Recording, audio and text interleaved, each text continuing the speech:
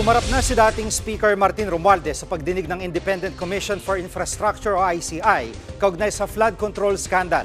Live mula sa TV5 Media Center, nangunguna sa balita si Gerard de la Peña. Gerard, nung lumabas si Speaker Romualdez ay puro pagpapasalamat o kaya ay parang pleasantries yung narinig ng media dun sa kanyang pahayag. Pero anong detalye na narinig mo pagkatapos niyang umalis dyan sa ICI?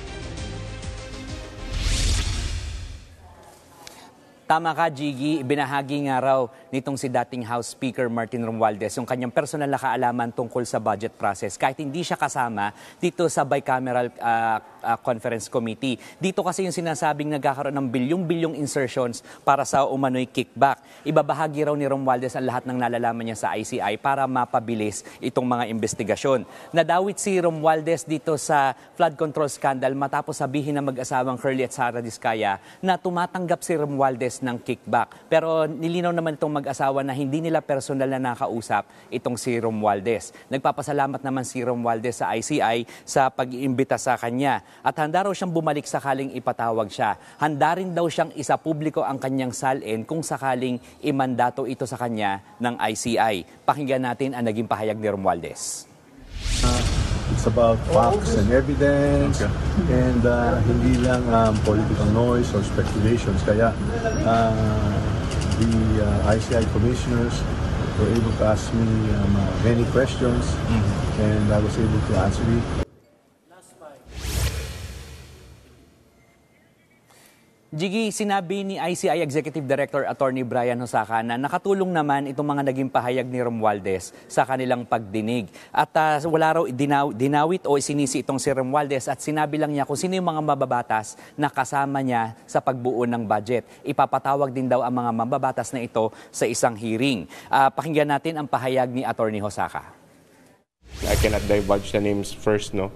But we will inform you once we have invited them. So these people we will be inviting soon to shed light on their participation also in the budget preparation, which also pertains to the alleged anomalous flood projects.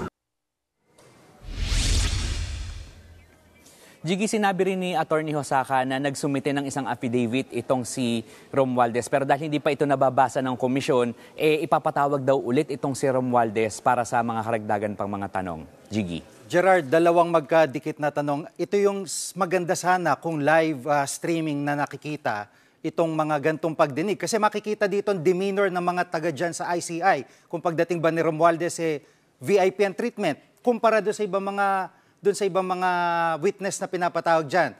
Wala bang pag-asa na ma-live stream? At number 2, ano naging reaksyon ni Romualdez doon sa sinasabi ni Orly Goteza, yung security consultant ni Zaldico, na isa siya sa binabagsakan nitong si Goteza na milyong-milyong piso doon sa kanyang bahay mismo sa Forbes? Nako, Jiggy, alam mo, araw-araw namin tinatanong si Attorney Hosaka tungkol dyan sa posibilidad na magkaroon ng live stream o magkaroon man lang sana ng access ang media dito sa mga hearing nito. Pero sa ngayon, talagang wala silang balak na isa publiko ito, walang live stream at magdedepende lamang tayo sa mga press conference at kung ano sasabihin nitong si Attorney Hosaka. Ngayon, natanong daw dito sa hearing na ito si Romualdez tungkol dito sa pagtanggap nga niya ng kickback at talagang i-deny niya daw ito at wala raw siyang kaugnayan doon sa naging testigo nga ni Senator Rodante Marcoleta na si Orly Goteza. Pakinggan natin ang naging pahayag nila dyan. He's not part of my security. Well, the witnesses that were presented are discredited already for having presented falsified documents in the testimony, and their testimonies have already been denied. At Gerard, hindi sumipot sa pagdinig ng ICI si dating Congressman Zaldico. Ano ang pwedeng gawin sa kanya na komisyon? Jiggy, ang pwedeng gawin dito ng ICI ay lumapit sa korte para humingi ng arrest warrant para dito kay Ko. Pero kanina sinabi sa atin ni Attorney Hosaka na pag-aaralan pa nila kung ano yung dapat nilang gawin.